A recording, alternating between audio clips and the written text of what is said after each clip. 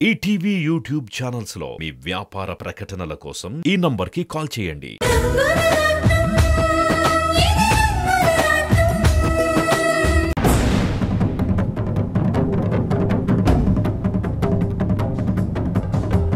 ఆ రోజు నువ్వే కదా నాతో చెప్పావు అక్కడ ట్రాఫిక్ ఇబ్బంది అవుతుందని, జనాలు గొడవ పెడుతున్నారని, కంప్లైంట్స్ వచ్చాయని.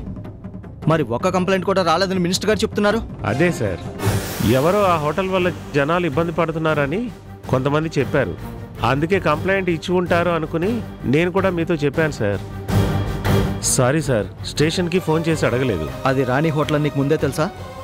అది నాకు కూడా తెలియదు సార్. తెలిస్తే మీరు చెప్పకుండా ఉంటానా? నేను కూడా ఇప్పుడు ఆ వీడియో చూసే షాక్ అయ్యాను సార్. లేదు అంటే పరిస్థితి ఇంతవరకు రానిచ్చేవాడినా సార్. ఇదే నీకు ఫస్ట్ అండ్ లాస్ట్ వార్నింగ్. ఇంకోసారి ఇలాంటి పొరపాటు జరిగితే మాత్రం నిన్ను సస్పెండ్ చేయాల్సి ఉంటుంది. జాగ్రత్త. Sorry sir. మీడియాకి పోలీసులకి ఫోన్ చేసి హోటల్ ప్లేస్కి రమ్మని చెప్పు. Yes sir.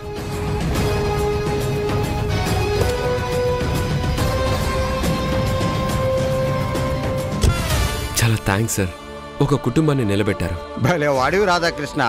ఆ విషయం మా దాకా తీసుకొచ్చి మంచి పని చేశావు. రాణికి జనాల్లో ఇంత పాపులారిటీ ఉందని ఇప్పుడేగా తెలిసింది. ఉంటాను. మంచిది.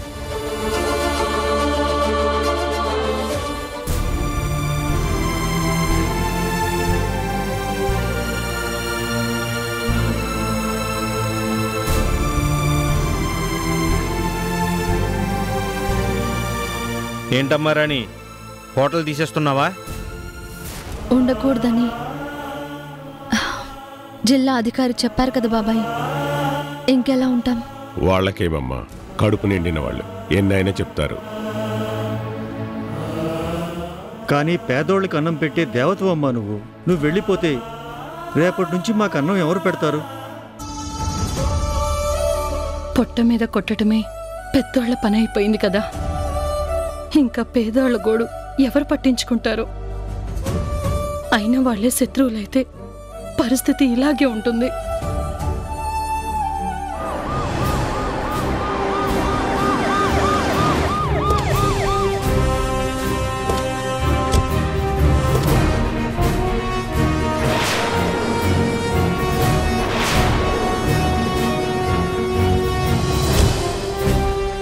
అక్క, కలెక్టర్ గారు వస్తున్నారు.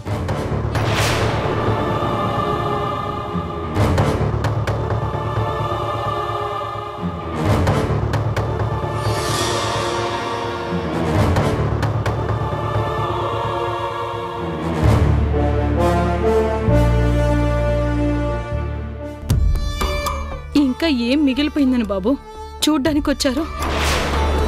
మీ పుణ్యమాని హోటల్ని ఇక్కడి నుంచి తీసేస్తున్నాం.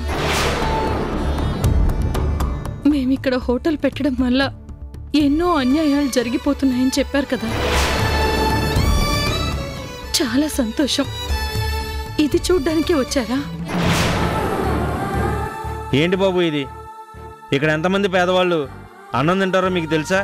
కూలీనాలి చేసుకొని చాలని సంపాదనతో ఇక్కడికి వచ్చి కడుపు నిండా అన్నం తింటారు.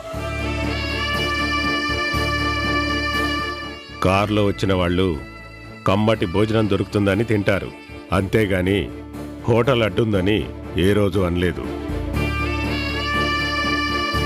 పేదవాళ్ళు అన్నం తింటే మీకు నచ్చదు కదా, అందుకే తీయించేశారు. తప్పు బాబాయ్, వాళ్ళ పని వాళ్ళు చేశారు. నిందించడం పద్ధతి కాదు. క్షమించండి రాణి గారు, అనవసరంగా మీ హోటల్ తీయించేశాం.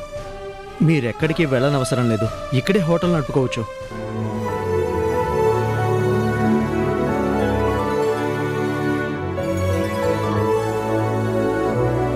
గోపి, కలెక్టర్ గారు, మీరు మనస్ఫూర్తిగానే చెప్తున్నారా? అవునండి, మాకొచ్చిన రాంగ్ గైడెన్స్ వల్ల మేము ఈ నిర్ణయం తీసుకున్నాము. మరి ఇప్పుడెందుకు ఒప్పుకున్నారు సార్? మీరు ఈ హోటల్ తీయించేయడం న్యూస్లో వైరల్ అయిందనా, లేక ఈ విషయం మినిస్టర్ దాకా వెళ్ళిందనా? అవన్నీ ప్రభుత్వం యొక్క అఫీషియల్ నిర్ణయాలు, మీతో షేర్ చేసుకోలేము. మీరు షేర్ చేసుకోకపోయినా మాకు తెలుసు సార్. మీడియాలో ఇది ఎంత న్యూస్ అయిందో మీకు తెలుసు. మినిస్టర్ గారు మిమ్మల్ని పిలిచి మీకేం చెప్పారో మీడియా మొత్తానికి తెలుసు. ఇకనైనా ఇలాంటి చిల్లర వ్యాపారస్తుల మీద అధికార జులుం చూపించకండి. చిల్లర వ్యాపారస్తుల మీద ప్రభుత్వానికి కోపాలుండవు, కానీ ఇలా రోడ్డు మీద పెట్టడం వల్ల ట్రాఫిక్కి ఇబ్బంది కలుగుతుంది, దానికి కంప్లైంట్స్ వస్తాయి. అందుకే ఇలాంటి చర్యలు తీసుకుంటాం. కానీ ఇక్కడ ఈ హోటల్ వల్ల ట్రాఫిక్కి ఎలాంటి ఇబ్బంది కలిగినట్టు ఆధారాలు లేవని మా ఎంక్వైరీలో తేలింది. అందుకే మళ్ళీ నేనే స్వయంగా వచ్చి హోటల్ తెరుచుకోవడానికి పర్మిషన్ ఇస్తున్నాను.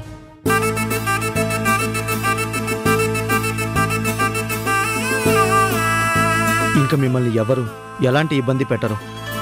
వస్తాను. కలెక్టర్ గారు, మా మీద దయతలిచినందుకు మీకు కృతజ్ఞతలు. ఇందులో నా దయ్యేం లేదు, మా డ్యూటీ మేము చేస్తున్నాం అంతే. మీరు పెద్ద హోదాలో ఉన్నారు. మాలాంటి చిన్నవాళ్ల మీద మీకు కోపం రాకుండా ఉంటే అదే మాకు 10,000. అంజీ, నోరు మూసుకో. కలెక్టర్ గారు, మీరు ఎలాగో వచ్చారు కాబట్టి మీరు కూడా ఇక్కడే భోజనం చేసి వెళ్ళండి. పర్వాలేదు, నా కోసం ఎదురు చూసేవాళ్ళు ఇంటి దగ్గర ఉన్నారు. మీకోసం అందరం ఎదురు చూస్తాం, కానీ అది మీకు తెలియదంతే. పెద్ద మనసుతో మా హోటల్ తెరుచుకోవడానికి మీరు పర్మిషన్ ఇచ్చారు. అందుకే ఈ పేదవాళ్ల వంట రుచి చూసి వెళ్ళండి. మీ అభిమానానికి థ్యాంక్స్, కానీ నేను వెళ్ళాలి. ఏంటి సార్, ఇలాంటి దగ్గర మీరు భోజనం చెయ్యరా? అలాంటిదేం లేదు. నిజంగా అదేం లేకపోతే అందరితోనూ కలిసి భోజనం చేయండి సార్. ఇక్కడ వంట రుచి ఎంత బాగుంటుందో మీకు కూడా తెలుస్తుంది. ఇప్పుడు మనం భోజనం తినకపోతే అసలే మీడియా వాళ్ళు మొత్తం బ్యాడ్ అవుతుంది. భోజనం చేసి వెళ్దాం సార్. ఇంకా వంట చేయాలంటే టైం పడుతుంది కదా. మీరు ఇలా కూర్చోండి బాబు, కొద్ది నిమిషాల్లోనే వంట రెడీ చేస్తాను. అంజీ, సార్కి ఆ టేబుల్ వేయి.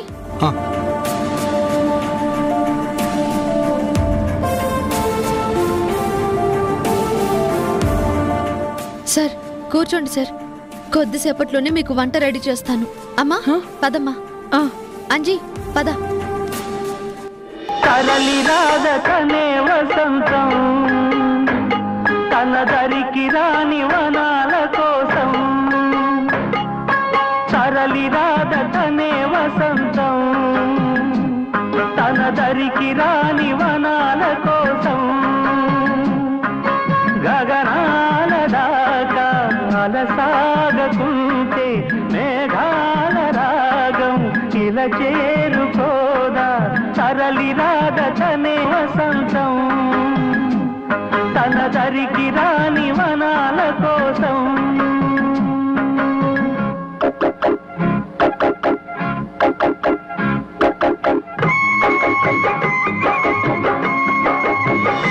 వెన్నెల దీపం కొందరిదా, అడవిని సైతం వెలుగు కదా.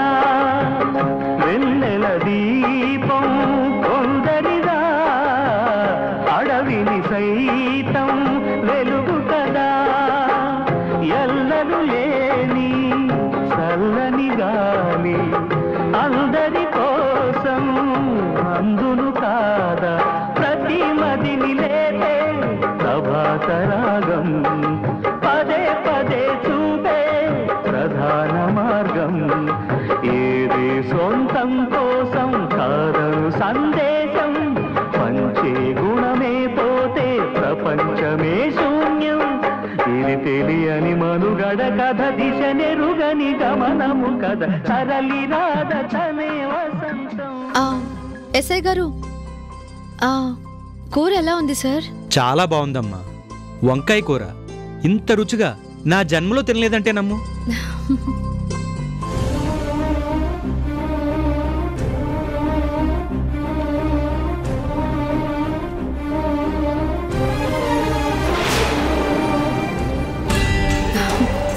మేము మీకు అన్నం అమ్మలేదు సార్. అమ్ముకోవడాన్నే వ్యాపారం అంటారు.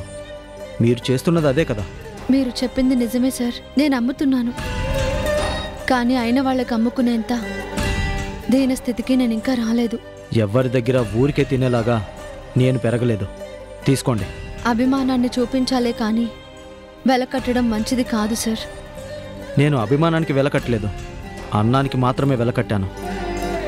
ప్రాణంగా అభిమానించిన వాళ్ళే నన్ను దూరం చేసుకున్నారు. ఎందుకు కోపం వచ్చిందో నాకు తెలీదు. అందుకే ఆ అభిమానాన్ని చంపేసుకున్నాను. కంటికి కనిపించేవన్నీ నిజాలు కావు. కనిపించినంత మాత్రాన లేదు అని కాదు. ప్రతి దానికి ఒక కారణం ఉంటుంది. పెద్ద మనసుతో మా హోటల్ తెరిపించారు. అందుకే మా తమ్ముడు అనుకుని భోజనం పెట్టాను. హోటల్ తెరిచాక మొదటి భోజనం నేనే తిన్నాను. బోని కొట్టాలి కదా, అందుకే ఇస్తున్నాను. నా చేత్తో బోని తీసుకోకూడదు అనుకుంటే వదిలేయండి. ఇక్కడ భోజనం 50 రూపాయలే బాబు. మా వాళ్ళందరూ కూడా తిన్నారు కదా, తీసుకోండి.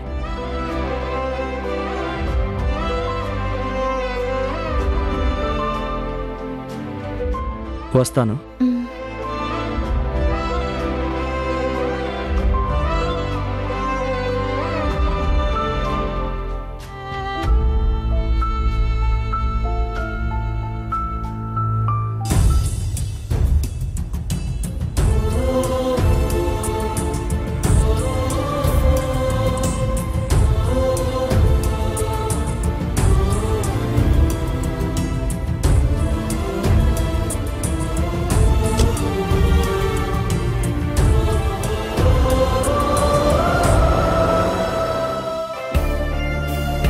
బాలాజీ, ఆ స్థలం వాళ్ళు మనకి ఇవ్వడంలో ఎటువంటి అభ్యంతరం లేదు కదా? లేదు సార్, నేను మొత్తం మాట్లాడేశాను.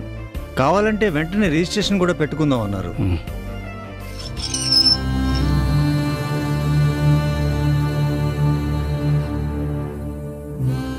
బాబు, ఆకలి తట్టుకోలేకపోతున్నాను. అన్నం ఉంటే పెట్టండి బాబు, మీకు పుణ్యం ఉంటుందయ్యా. అన్నం తిని వారం రోజులవుతుంది.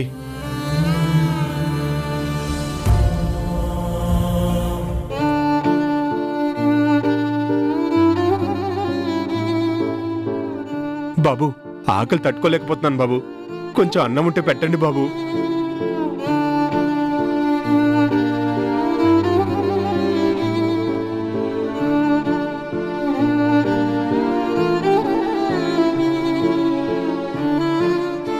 నారాయణ, నువ్వా? నా పేరు పెట్టి పిలుస్తున్నారంటే నేను మీకు ముందే తెలుసా బాబు? బాగా తెలుసు. నేను గుర్తుపట్టలేదా? సూర్యాన్ని.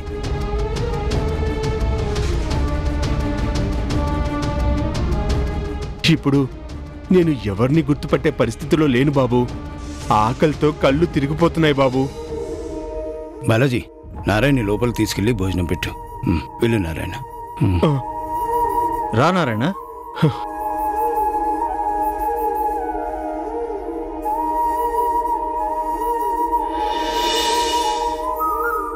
అదేమిటి అందులోంచి పెడుతున్నారు? అది మీకోసం తెచ్చిన క్యారేజీ. చలపతి గారు, ఆకలికి నీనా అన్న భేదం ఉండదండి. అన్నానికి ఆకలి తీర్చడం తప్ప తారతమ్యాలు తెలియదు.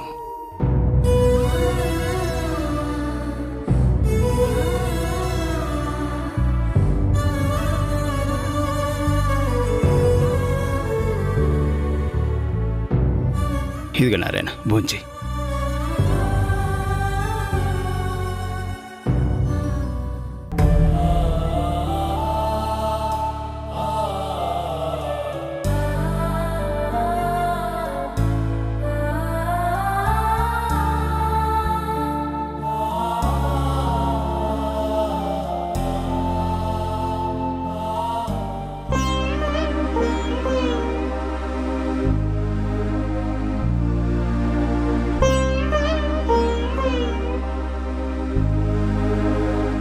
ఇదిగో ఈ కూర వేసుకో.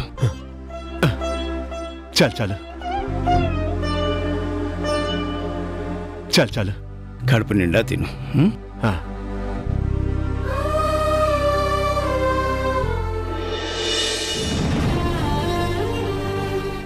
అయ్యా మీరు దేవుడు బాబు. వారం నుంచి ఆకలితో అలమటించాను.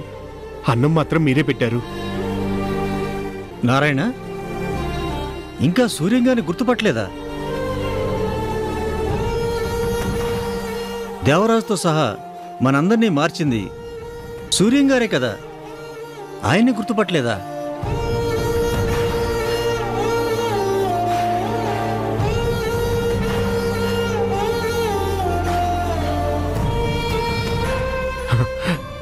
బాబు ఇప్పుడు గుర్తొచ్చింది బాబు. ఆ రోజు మమ్మల్ని మార్చారు, ఈ రోజు అన్నం పెట్టి ఆకలి తీర్చారు. నా మాట నమ్మి మీరందరూ ఇలా మారారు, నాకు సంతోషం. కానీ నీకు ఇలాంటి పరిస్థితి రావడం నాకు చాలా బాధగా ఉంది నారాయణ. అయ్యా మారకముందు చేసిన పాపాలు ఇలా వెంటాడుతున్నాయి. అందుకే అందరూ వదిలేశారు. బతుకు తెరువు లేదు. ఎలా బతకాలో తెలియడం లేదయ్యా. నారాయణ, జరిగింది మర్చిపో. ఇక్కడ నీకే భయం లేదు. ఈ ఆశ్రమం పెట్టిందే మీలాంటి వాళ్ళకి సాయం చేయడానికి. నువ్వు ఈ రోజు నుంచి ఇక్కడే ఉండు. అయ్యా మీ గొప్ప మనసుకి ఇంతకు మించి ఏమీ చేయలేను బాబు. జన్మంతా మీకు రుణపడి ఉంటాను. నారాయణ, మన మధ్య అనుబంధమే ఉండాలి కానీ రుణానుబంధం ఉండకూడదయ్యా. నువ్వు ఇక్కడ నిశ్చింతగా ఉండు. అలాగే అయ్యా.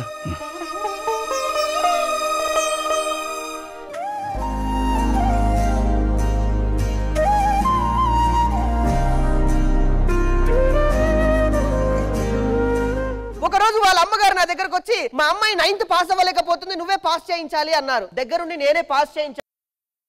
ఇక్కడ ఎంతమంది పేదవాళ్ళు అన్నం తింటారో మీకు తెలుసా? కూలీనాలి చేసుకొని చాలని సంపాదనతో ఇక్కడికి వచ్చి కడుపు నిండా అన్నం తింటారు. అనవసరంగా మీ హోటల్ తీయించేశాం. మీరెక్కడికి వెళ్ళనవసరం లేదు, ఇక్కడే హోటల్ నడుపుకోవచ్చు. బేబీ బేబీ అబ్బబ్బబ్బా, ఏంటి మమ్మీ వీడియో గేమ్ ఆడుకుంటుంటే ఎందుకు పిలుస్తున్నావు? ఆ రోజు రాణి జీవితంతో ఆడుకున్నామని మురిసిపోయాం కదా. ఆ కథ ముగిసిపోయింది కదా మమ్మీ. ఎక్కడ ముగిసింది? అక్కడ మొదలైంది. కావాలంటే ఆ న్యూస్ చూడు. హోటల్ తెచ్చుకోవడానికి పర్మిషన్ ఇస్తున్నాను. ఇది ఒక సామాన్యురాలు సాధించిన విజయం, ప్రజల విజయం. ఎవరైతే హోటల్ తీయించారో అదే అధికారి వచ్చి మళ్ళీ హోటల్ తెరిపించారు. ప్రజలందరూ రాణికి మద్దతుగా నిలిచారు. దాంతో ప్రభుత్వం కూడా దిగివచ్చింది. ఇది రాణి నిజమైన గెలిపిది. అదేంటి మమ్మీ, మనమంతా ప్లాన్ చేసి ఆ హోటల్ మోయించేస్తే మళ్ళీ ఇలా జరిగిందేంటి? అదే కదా, ఆ రాణి మన చెప్పుతో మనమే కొట్టుకునేటట్టు చేసింది. మీ ఆయన ఆవేశంగా హోటల్ మూయించేశాడు. ఆ రాణి బతుకు రోడ్డు పాలైపోయిందని ఆనందపడ్డాం కదా. గెలిచామని ఆనందించే లోపే ఓడిపోయాం మమ్మీ. ఇంకా రాణి మనల్ని పురుగుల కన్నా హీనంగా చూస్తుంది. నా బాధ కూడా అదే బేబీ. గోపితోనే దాన్ని అవమానించామని సంతోషించే లోపే అదే గోపితో మళ్ళీ హోటల్ తెరిపించుకుని మనల్ని ఓడించింది. అట్లా ముక్కునేది గెలిచింది. అది నాకు నచ్చట్లేదు బేబీ. అవును మమ్మీ, నాకు నచ్చట్లేదు.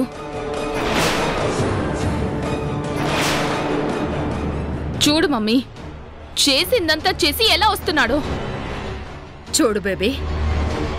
ఈ విషయం అంత తేలిగ్గా వదలకు. మనం మౌనంగా ఉంటే మళ్ళీ ఆ రాణి తమ్ముడు బంధం అంటూ దగ్గరవుతుంది. మళ్ళీ నిన్ను తీసుకెళ్ళి ఆ దిక్కుమాలినింట్లో ఉంచుతాడు. బాగా ఆలోచించుకో.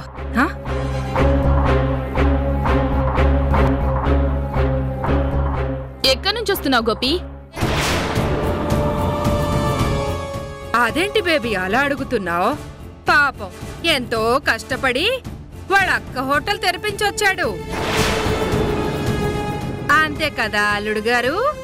అత్తయ్య, మీరు నన్ను అవమానిస్తున్నారు. గోపి, మా మమ్మీ అవమానించటం లేదు. నువ్వే నీ పద్ధతి మార్చుకొని వెళ్ళి ఆ హోటల్ తెరిపించావు. జనాల బాధ కన్నా మీ అక్క మీద ప్రేమ ఎక్కువైందా? సుష్మా, వాళ్ళు నాకు లేరని నీకు ఎప్పుడో చెప్పాను.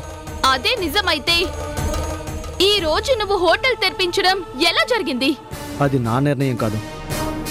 జనం అక్కడ హోటల్ తెరవాలని కోరుకున్నారు. మినిస్టర్ గారు కూడా తెరిపించమనే చెప్పారు. నేను అధికారిని, జనానికి ఏం కావాలన్నా చేయాలి. అక్కడ మా అక్కే కాదు, ఆ ప్లేస్లో మీ అక్కున్నా అలాగే చేసేవాడిని.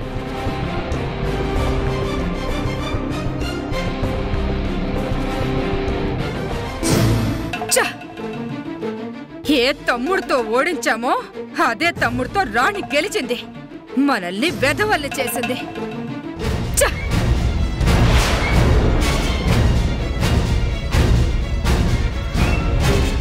మహి, ఆ సూర్యం నన్ను ఎదిరిస్తాడేమో గాని ఎప్పటికీ నన్ను గెలవలేడు. గెలవనివ్వను.